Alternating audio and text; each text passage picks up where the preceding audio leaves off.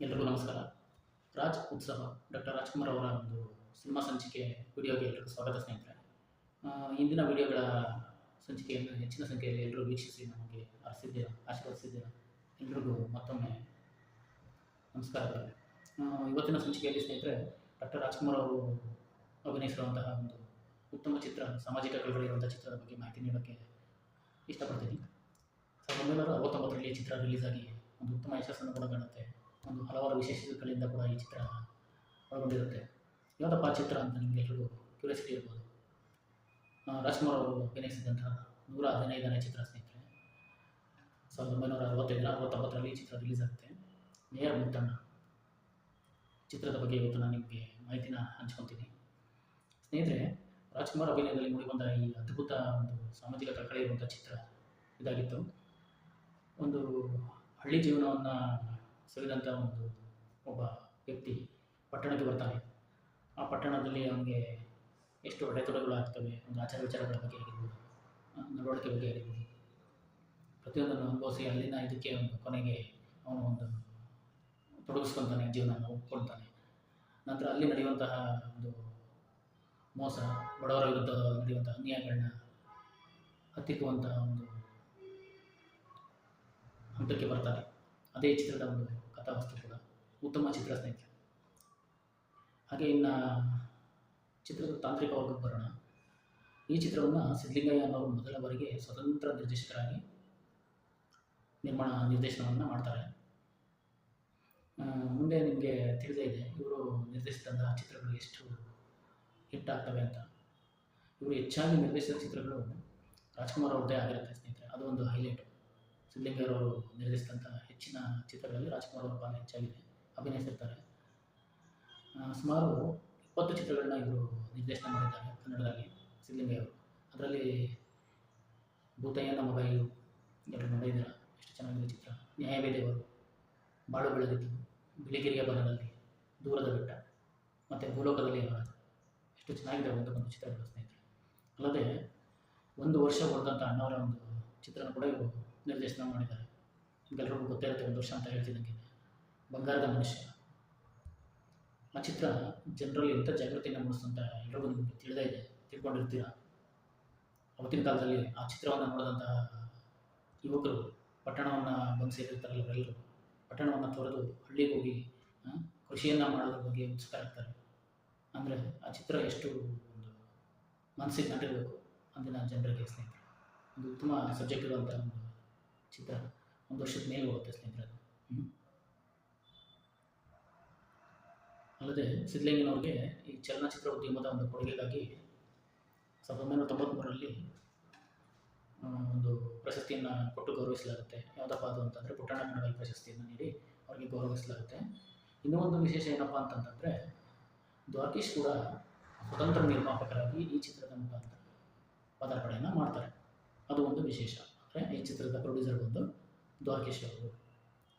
ರಾಜ್‌ಕುಮಾರ್ ಅವರ ಒಂದು ಕಾಲ್ಶೀಟ್ ಪಡ್ಕೊಳ್ಳೋಕ್ಕೆ 1 ವರ್ಷದ ಶತಾಯಗತಾಯ ಪ್ರಯತ್ನವನ್ನು ಕೂಡ ಇವರು ಮಾಡ್ತಾರೆ ಅನ್ನೋದು ಒಂದು ಅಚ್ಚರಿಯ ಸಂಗತಿ ಸ್ನೇಹಿತರೆ.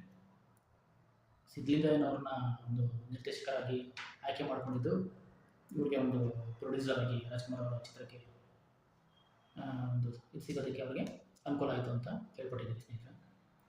ವರದಪ್ಪನವರು ಕೂಡ ಒಪ್ಪಿದ್ರು, ಸಿದ್ಧಲಿಂಗಯ್ಯನವರ ನಿರ್ದೇಶನ ಮಾಡ್ತಾಯಿದ್ರೆ ಕಾಲ್ಶೀಟ್ ಕೊಡ್ತೀವಿ ಅಂತ ಒಪ್ಪಿದ್ರು ಅನ್ನೋದು ಒಂದು ಅಚ್ಚರಿಯ ಸಂಗತಿ. ಹಾಗೆ ಛಾಯಾಗ್ರಹಣವನ್ನು PS ಪ್ರಕಾಶನ್ ಅವರು ಮಾಡಿರ್ತಾರೆ. ಹಾಗೆ ಸಂಗೀತದ ಒಂದು ಜವಾಬ್ದಾರಿಯನ್ನು ರಾಜಾ ನಾಗೇಂದ್ರ ಅವರಿಗೆ ಕೊಟ್ಟಿದ್ದಾರೆ. ಒಂದು ಉತ್ತಮ ಹಾಡುಗಳು ಕೂಡ ಈ ಚಿತ್ರದಲ್ಲಿ ನಾವು ನೋಡ್ಬೋದು.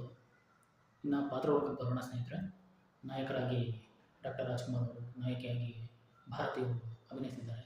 ಇನ್ನು ಉಳಿದ ತಾರಾಗಣದಲ್ಲಿ ಬಂದು ಬಾಲಕೃಷ್ಣ ಅವರು, ಹಾಗೆ ದ್ವಾರಕೀಶು, BV ರಾಧಾ, ತೂಗುದೀಪ್ ಶ್ರೀನಿವಾಸ್, ರಾಜಾನಂದ್ ಹೀಗೆ ಮುಂತಾದವರು ನಟಿಸಿದ್ದಾರೆ ಸ್ನೇಹಿತರೆ. ಈ ಚಿತ್ರದ ಹಾಡುಗಳ ಬಗ್ಗೆ ಬರೋಣ ಸ್ನೇಹಿತರೆ. ಒಂದು ಉತ್ತಮ ಹಾಡುಗಳ ಗೊಂಚಲು ಈ ಚಿತ್ರದಲ್ಲಿದೆ ಅಂತ ಹೇಳ್ಬೋದು. ಅದರಲ್ಲಿ ಮೊದಲನೇದಾಗಿ ಒಂದೇ ನಾಡು ಒಂದೇ ಕುಲವು ಒಂದೇ ದೈವವು ಅನ್ನೋ ಹಾಡು ರಾಜ್‌ಕುಮಾರ್ ಭಾರತಿಯವರ ಅಭಿನಯದಲ್ಲಿ ಇಂಥ ಒಂದು ಹಾಡು ಅದ್ಭುತವಾಗಿ ಕಟ್ಟಿಕೊಟ್ಟಿದ್ದಾರೆ. ಇವತ್ತಿನ ಜನ್ರೇಷನ್ಗಳು ಕೂಡ ಹಾಡನ್ನು ಕೇಳ್ತಾ ಇದ್ದಾರೆ, ಮೈ ಜಿಮ್ ಅನ್ನುತ್ತೆ ಸ್ನೇಹಿತರೆ. ಹಾಗೆ ಇನ್ನೊಂದು ಹಾಡು ಹಳ್ಳಿಯಾದರೇನು ಶಿವ, ದಿಲ್ಲಿಯಾದರೇನು ಶಿವ, ಜನರೆಲ್ಲ ಒಂದೇ ಶಿವ. ಈ ಹಾಡು ಕೂಡ ಆರ್ಕೆಸ್ಟ್ರಾಗಳಲ್ಲಿ ಗುಂಗುಸ್ತಾ ಇರ್ತಾರೆ, ಜೊತೆಗೂ ಕೂಡ ಹಾಡ್ತಾ ಇರ್ತಾರೆ. ಒಂದು ಕಣ್ಣಲ್ಲಿ ನೀರು ತುಂಬಿಕೊಂಡಂತೆ ಹಾಡನ್ನು ಕೇಳ್ತಾ ಇದ್ದಾರೆ ಸ್ನೇಹಿತರೆ, ಮಧ್ಯಮ ವರ್ಗದವರಿಗೆ. ಹಾಗೆ ಇನ್ನೂ ಒಂದು ಹಲವಾರು ಹಾಡುಗಳು ಈ ಚಿತ್ರದಲ್ಲಿ ಅದ್ಭುತವಾಗಿ ಮೂಡಿಬಂದಿವೆ. ಅದರಲ್ಲಿ ಅಯ್ಯಯ್ಯಯ್ಯೋ ಹಳ್ಳಿ ಮುಖ, ಯಾವಾಗ ಬಂದೆ ಬೆಂಗಳೂರು ಪಕ್ಕ, ಆ ಹಾಡು ಕೂಡ ಉತ್ತಮವಾಗಿ ಮೂಡಿಬಂದಿದೆ. ಒಂದು ಹಳ್ಳಿಯಿಂದ ಬಂದು ಬೆಂಗಳೂರಿಗೆ ಆ ಜುಟ್ಟು ಬಿಟ್ಕೊಂಡು, ಉದ್ದ ಕೂದಲು ಬಿಟ್ಕೊಂಡು, ಆ ಪಂಚೆ ಡಿಗ್ಲ ಡಿಗ್ಲ ಶರ್ಟ್ ಹಾಕೊಂಡು, ಒಂದು ಬ್ಯಾಗ್ ಹಿಡ್ಕೊಂಡು ಬಂದಿರ್ತಾನೆ.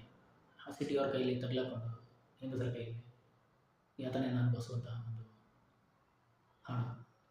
ಹೀಗೆ ಹಲವಾರು ಸ್ವಾರಸ್ಯಕರ ಘಟನೆಗಳಿಂದ ಈ ಚಿತ್ರ ಮೂಡಬಹುದು. ಪ್ರೊಡ್ಯೂಸರ್ಗೂ ಕೂಡ ಉತ್ತಮ ಲಾಭವನ್ನು ತಂದುಕೊಡುತ್ತೆ ಸ್ನೇಹಿತರೆ. ಆದರೆ ಈ ಚಿತ್ರ ಕನ್ನಡದ ಒಂದು ಪ್ರಪ್ರಥಮವಾಗಿ ಇನ್ನೂ ರಿಲೀಸ್ಗೂ ಮುಂಚೆನೇ ಕೂಡ ಈ ಚಿತ್ರ ಒಂದು ಮಾರಾಟವನ್ನು ಮಾಡಿಕೊಳ್ಳುತ್ತೆ. ಆದರೆ ಕೇಳ್ಪಟ್ಟಿರೋ ಹಾಗೆ ಸ್ನೇಹಿತರೆ, ದ್ವಾರಕೀಶ್ ಅವರಿಗೆ ಒಂದು ಉತ್ತಮ ಲಾಭ ಬರಲ್ಲ. ಯಾಕಂತಂದರೆ ಈ ಚಿತ್ರೀಕರಣದ ಸಮಯದಲ್ಲೇ ವಿತರಕರಿಗೆ ಮಾರಿಬಿಡ್ತಾರೆ. ಆದರೆ ಚಿತ್ರ ಗಳಿಸಿದ್ದು 10 ಲಕ್ಷ, 1.1 ಲಕ್ಷ ಬಜೆಟಲ್ಲಿ ತಯಾರಾದಂಥ ಚಿತ್ರ 10 ಲಕ್ಷವನ್ನು ಗಳಿಕೆ ಪಡ್ಕೊಳ್ಳುತ್ತೆ. ಆದರೆ ಮೊದಲೇ ಚಿತ್ರವನ್ನು ಅವರು 1.5 ಲಕ್ಷಕ್ಕೆ ಮಾರಿರ್ತಾರೆ. ಅದರಿಂದ ಒಂದು 50,000 ಲಾಭ ಈ ಚಿತ್ರದಿಂದ ಅವರಿಗೆ ಲಭಿಸುತ್ತೆ. ಟೋಟಲಿ ಹೇಳೋದಾದರೆ ಒಂದು ಉತ್ತಮ ಚಿತ್ರ ಸ್ನೇಹಿತರೆ, ಅದ್ಭುತ ಚಿತ್ರ ಅಂತ ಕೂಡ ಹೇಳಬಹುದು. ಉತ್ತಮ ಜನಮನ್ನಣೆಯನ್ನು ಗಳಿಸಿದಂತಹ ಚಿತ್ರ ಕೂಡ ಅವರು. ದಯವಿಟ್ಟು ಒಂದ್ಸರಿ ವೀಕ್ಷಿಸಿ, ಯೂಟ್ಯೂಬಲ್ಲಿ ನಿಮಗೆ ಲಭ್ಯ ಇರುತ್ತೆ. ಹಾಗೆ ಇದೇ ರೀತಿ ರಾಜ್ಕುಮಾರ್ ಅವರ ಅಭಿನಯದ ಚಿತ್ರಗಳ ಬಗ್ಗೆ ಮಾಹಿತಿಯನ್ನು ನಿಮಗೆ ಹಂಚ್ಕೊಳ್ತಾ ಇರ್ತೀನಿ ಮುಂದಿನ ವಿಡಿಯೋಗಳಲ್ಲಿ. ಹರಸಿ ಆಶೀರ್ವದಿಸಿ. ಎಲ್ರಿಗೂ ನಮಸ್ಕಾರ. Thank you. ನಮ್ಮ ಪವರ್ ಡ್ರೀಮ್ಸ್ ಕನ್ನಡ ಯೂಟ್ಯೂಬ್ ಚಾನಲ್ನ ಹೆಚ್ಚಿನ ಸಂಖ್ಯೆಯಲ್ಲಿ ವೀಕ್ಷಿಸಿ, ಸಬ್ಸ್ಕ್ರೈಬ್ ಮಾಡಿಕೊಳ್ಳಿ. Thank you. ಧನ್ಯವಾದ.